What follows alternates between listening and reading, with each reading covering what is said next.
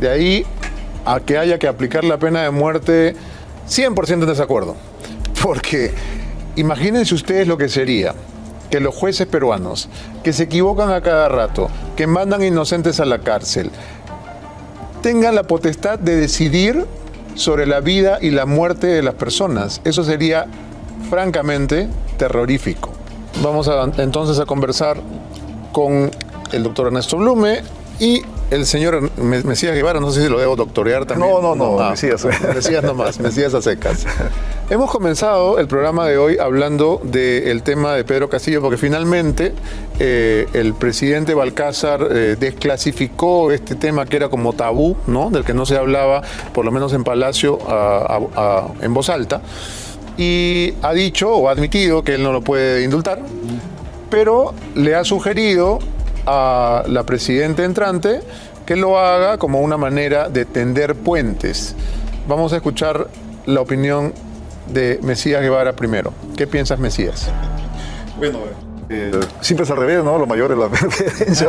Acá no creemos que la edad es una ficción, no creemos en esas cosas. Buen Beto. Mira, para mí el tema del indulto de Pedro Castillo es un tema bastante complejo, que tiene que serse analizado y evaluado de varias aristas, de un lado desde el punto de vista jurídico, de la seguridad jurídica, el tema legal y también del tema político.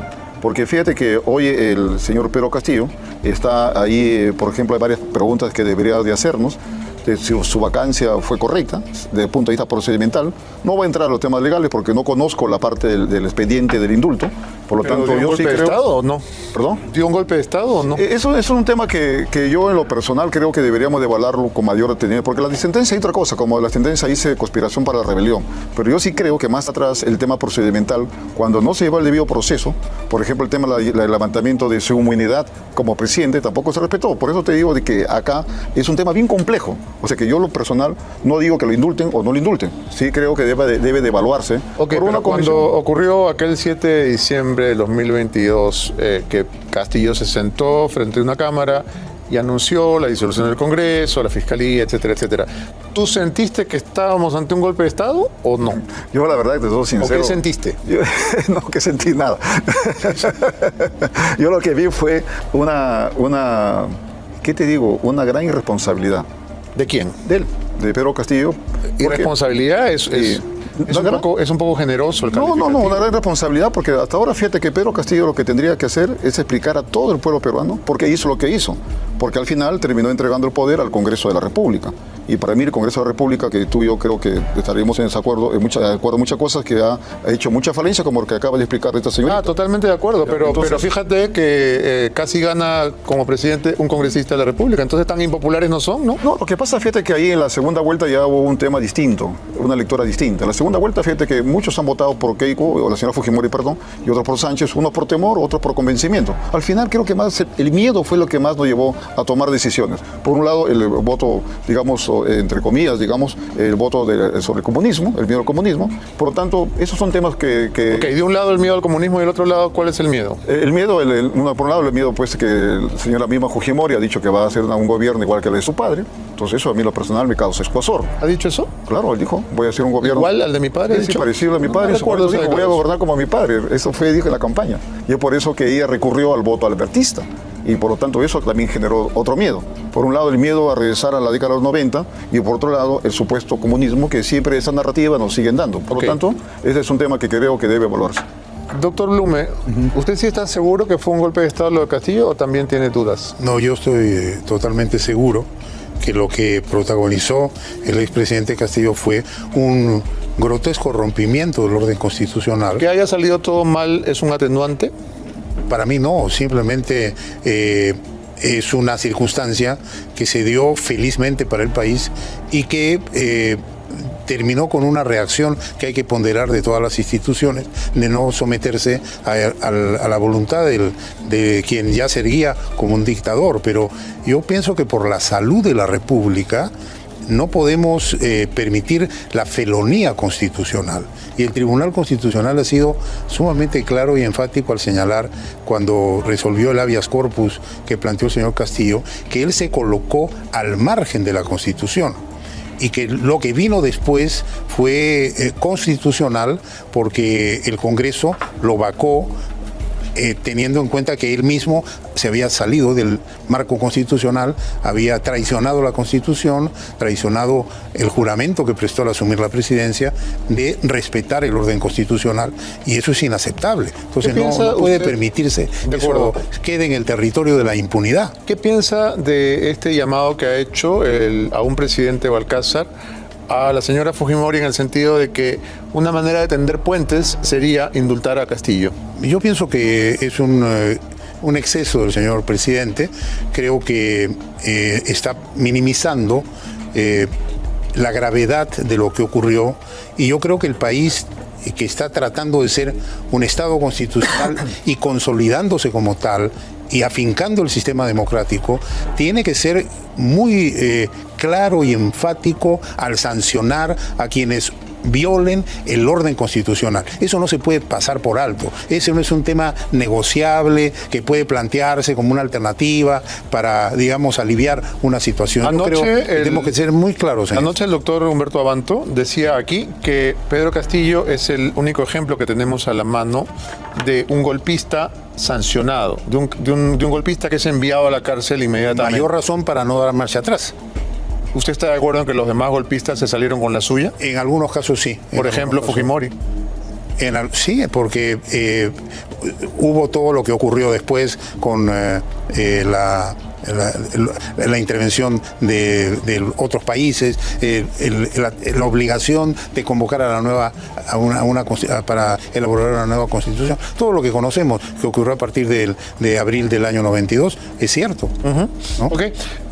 Señor Guevara, si fuera presidente, si hubiera ganado la elección y tuviera en su escritorio los pedidos de indulto de Pedro Castillo, que hay varios, un poco mal hechos, pero ahí está; Alejandro Toledo, que le ha pedido directamente a Keiko Fujimori que le indulte; Ollanta Humala y Martín Vizcarra, ¿a quién indulta?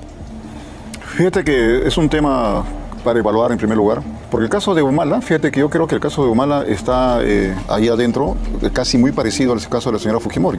Incluso recuerda que él fue sentenciado en primera instancia y la sentencia no la daban. El caso se refiere al caso judicial.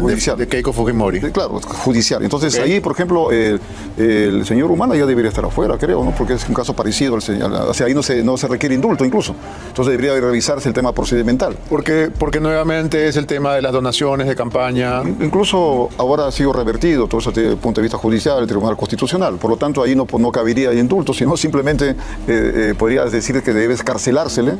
Y entonces, en el caso Toledo, fíjate que ahí es un tema que es bastante crítico. Creo que ahí se aplicaría el tema relacionado con lo que es la parte de su salud. Dicen que está enfermo, yo no lo desconozco.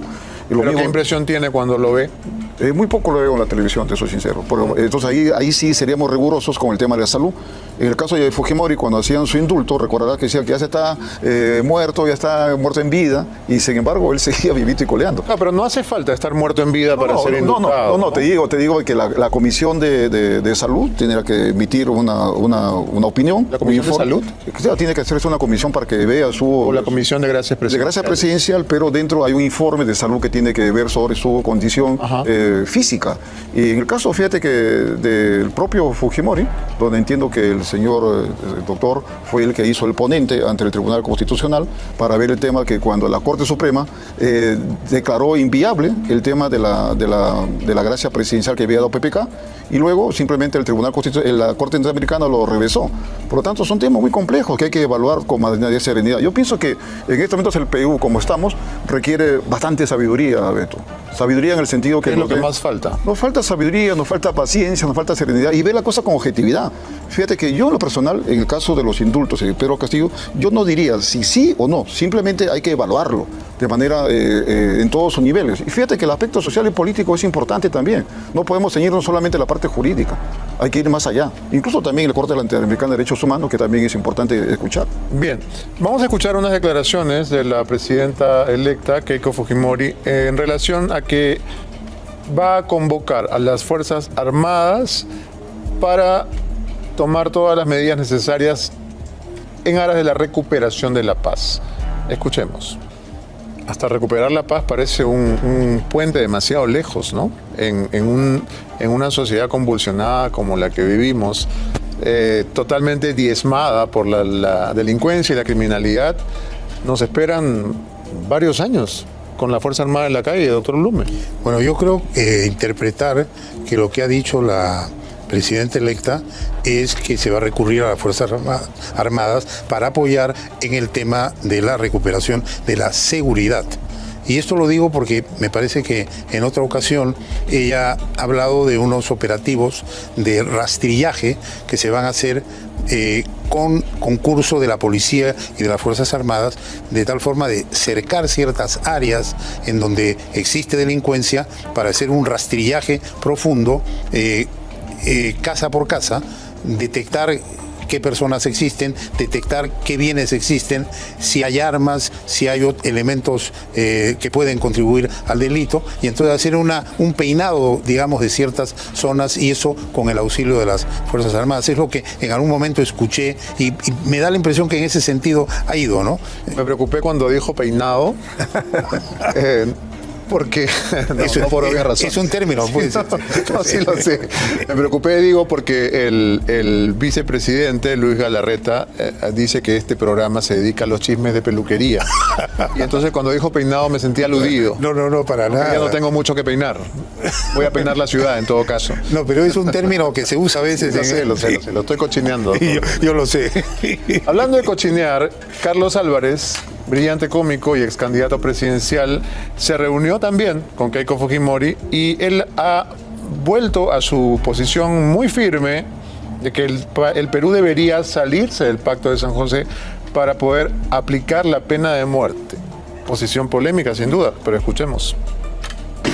Pánico, temor y sobre todo se siente en indefensión el ciudadano, la inseguridad ciudadana, la ola criminal, que está haciendo muchísimo daño, incluso a la economía. 5.000 panaderías han cerrado, bodegas cierran, pequeños negocios. ¿Qué se quieren estos miserables que tenemos que pagar para yo poder trabajar en mi país? No, señor, sarta de vagos y parásitos que se pongan a trabajar por el Perú. La presidenta electa sí, en un momento habló del Pacto de San José, con distintas aristas, ¿no? Que es su derecho, ¿no?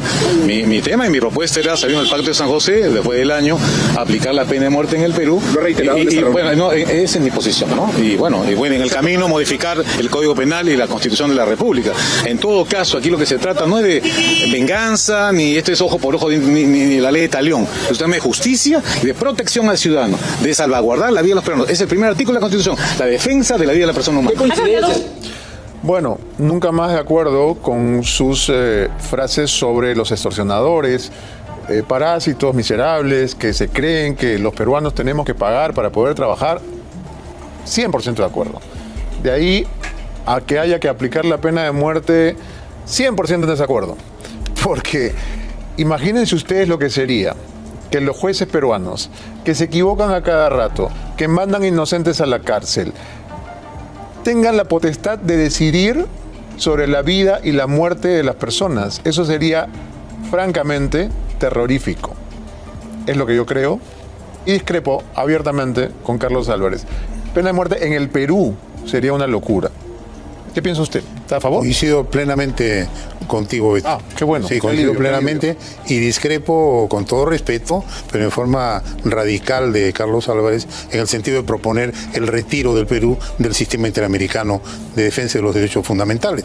Le ha costado mucho a la humanidad construir sistemas de protección supranacional y eso de plantear una fórmula que dejaría desguarnecidos a los 34 millones de peruanos de un sistema que permite, agotada la jurisdicción nacional, ir en procura de justicia, me parece que es un error.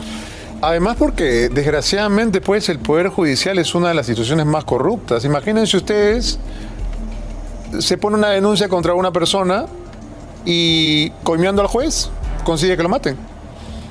Sería terrible. Sería el sicariato oficializado, ¿no? El sicariato judicial. Exacto. Porque si se puede pagarle a un juez para revertir una sentencia, para salir de prisión, para conseguir que condenen a un enemigo, para conseguir que lo acusen por lavado de activos, para que luego sea víctima de la extinción de dominio y le quiten todas sus cosas. Hay un montón de ejemplos a la mano y eso lo han hecho los jueces peruanos aceitados. Imagínense lo que sería que ellos tengan el poder de mandar a una persona a fusilar, a la silla eléctrica, a al decidir patíbulo. sobre la vida de Sería un horror. una persona, sería un horror. Acuérdense nomás de los jueces de la época de Chibolín.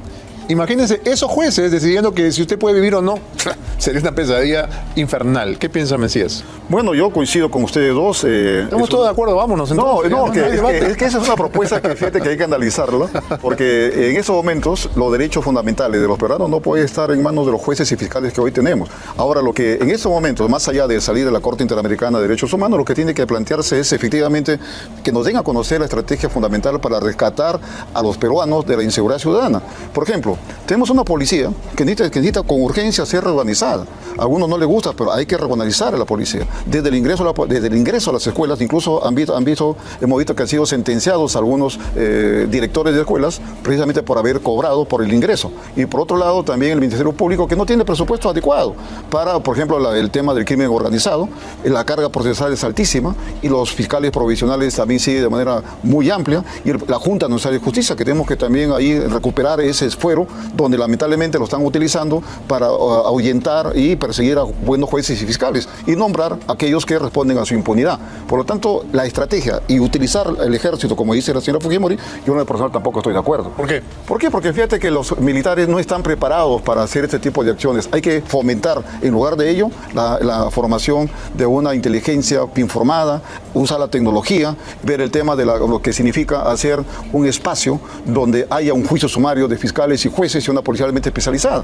Pero depende de cuáles sean las misiones que se encomiende a la Fuerza Armada, ¿no? El doctor hablaba de operativos de rastrillaje y la verdad es que hay zonas en la ciudad y en el país en las cuales realmente habría que entrar con tanques. Claro, habría que entrar con tanques porque de verdad son zonas limitadas. Por ejemplo, ¿no? ahí se podría ser el caso, zonas ubicadas, en el caso, por ejemplo, de la minería de Patás, por ejemplo. Por ejemplo. Ahí sí podría ser, pero no necesariamente en el tema relacionado de la ciudad. Acá lo que tenemos que hacer es fortalecer a la policía y a la fiscalía también. La fiscalía, Beto, no cuenta con los recursos necesarios para poder... Fíjate que hay fiscales que cada vez que se haga en la Comisión de Presupuesto del Congreso, prácticamente se van a mendigar que los aumenten el presupuesto para el Ministerio Público.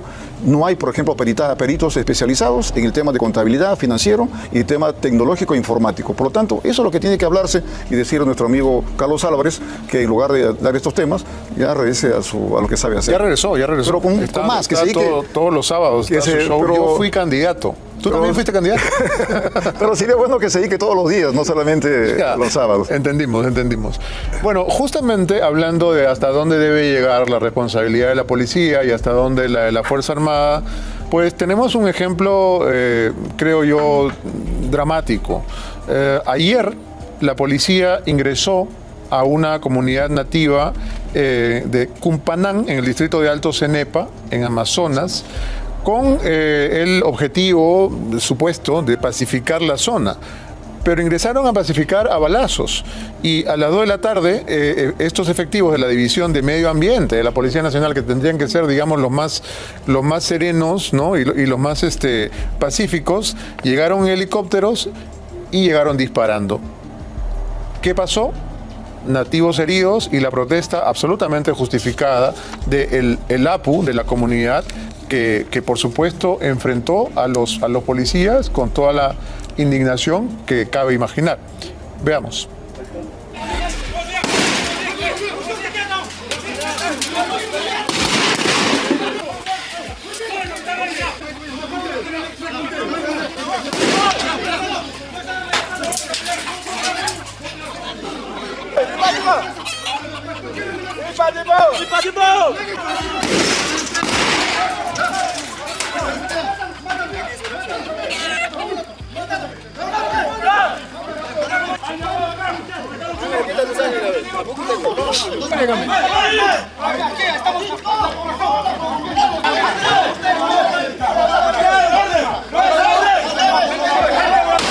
Aquí yo soy APU de la comunidad de Sen.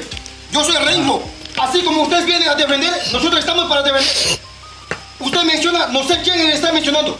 Nosotros no tenemos ni un vínculo, no tenemos nada que ver. Yo soy Rengo autorizado por el Estado, por el Ministerio de Energía y Minas. Tú estás en mi tierra. Para nosotros esa tierra es nuestro. Nos han amenazado, eso no va a quedar así. Aquí, si quieres hacer requisa, hazlo. Pero no lo atemorices a mi pueblo. Si quieres actuar contra los delincuentes, vaya donde hay minería ilegal. ¿Dónde? Dígame usted. No conozco. Vamos juntos. Acompáñeme. Identifica. Usted lucha contra la minería ilegal, acompáñeme a mí. Mira, aquí la población nunca vamos a permitir la delincuencia. Y nunca hemos vivido junto con los delincuentes. Y nunca nos pertenece. Aquí la población es realmente, son respetados, son calificados, no tienen antecedentes. Termina. No estamos haciendo ni un tipo de actividad. Correcto. Así como nos ves con lanza, nos has amenazado. Ya. Eso sí, vamos a hacer denuncia pública. No hay ningún problema sobre eso. Mira, tenemos nuestro derecho por el derecho constitucional y vamos a hacer denuncia. Como me amenazaste. Nosotros no somos asesinos. Ya. Los asesinos no están allá. No, acá prima la seguridad. Se ha demostrado que son agresivos. Se ha demostrado. ¿Qué dice que son agresivos? Listo. Nosotros vamos a proceder a identificar a lo que tiene su identificación, como hemos quedado, y lo pasamos a retirar. Muy bien. No hay problema. Bueno, de lo que se puede ver solamente en este intercambio entre el jefe del operativo policial y el APU de la comunidad, se puede colegir algo muy simple. El jefe del operativo no sabía a dónde ir. Desgraciadamente queda de manifiesto porque él dice, hemos venido a combatir la delincuencia, el APU le dice, vaya donde está, y el otro responde, ¿dónde están? Bueno, si no sabe dónde están, no empiece a disparar, oficial. No empiece a disparar si no sabe dónde está la minería ilegal o dónde está la criminalidad. Lo que hemos visto ahí son disparos indiscriminados a una comunidad que se ha armado con lanzas, pero que no tienen armas de fuego. Entonces no se puede comenzar así. Es la peor manera de comenzar. Aquí estamos absolutamente a favor de combatir la minería ilegal. La minería ilegal nos parece un cáncer que trae además consigo otros cánceres, todos terribles, ¿no? El tráfico de personas, la prostitución, la droga, la degradación de las personas. Sí, pero no así. Evidentemente ha sido un operativo a ciegas, porque cuando finalmente conversan, vayan a donde están los criminales. ¿Dónde? Responde el policía. ¿Dónde? ¿Por qué están disparando entonces si no saben dónde? No sé, ¿qué piensa usted, doctor Blume? Creo que ha habido un poco de precipitación y falta de planificación en ese operativo. Y creo que deben corregir esa defectuosa actuación. De acuerdo. Señor Guevara. Yo pienso que la policía en estos momentos está actuando a la deriva. Lo que dije hace un instante, lo que más se requiere en estos momentos es lo que es el tema de inteligencia y contrainteligencia. Y lamentablemente ahí estamos viendo que este contingente ha ido a este lugar de Amazonas simplemente a la deriva, sin tener un objetivo claro. Pero lo curioso, Beto y todos, y doctor, es que esto es recurrente. La policía ahora está actuando prácticamente envalentonada y sin ninguna conciencia, sin ninguna planificación, lo que ha pasado con el joven que acá resultó muerto en Manchay. Y luego al otro abogado que masacraron allá en Puno, en Juliaca. Y luego la semana pasada también dispararon a un chofer cuando se iba por haberse pasado la luz roja. Y eso también tiene su origen, hay que decirlo, Beto. Es que el Congreso aprobó una ley en la que los policías lo van a juzgar en el fuero común y no en el fuero militar. Por lo tanto, hay que decirle a la policía y a la señora Fujimori que es un desorden, ojo. Si ella va a seguir con ese tema que está terminando este gobierno, es un desorden. Y eso ya es violación de lo que significa la paz social y nosotros los peruanos debemos preservar nuestra libertad, no someternos a los miedos. Una de las razones por las cuales la ciudadanía pierde la confianza en su Policía Nacional es la corrupción. Y desgraciadamente la corrupción está en las altas esferas, ¿no? Porque una cosa es el policía que te deja cometer una infracción porque le sueltas una propina, y otra cosa es el general que tiene el cargo y que de alguna manera le conviene el statu quo. Le conviene que este caos continúe porque en el desorden ellos salen ganadores. La corrupción no solamente se tiene que combatir en la administración pública, en el Poder Judicial, en el Ministerio Público, en el Salud, sino principalmente y sobre todo en la Policía Nacional, porque de lo contrario, los ciudadanos vamos a seguir estando a merced del crimen organizado.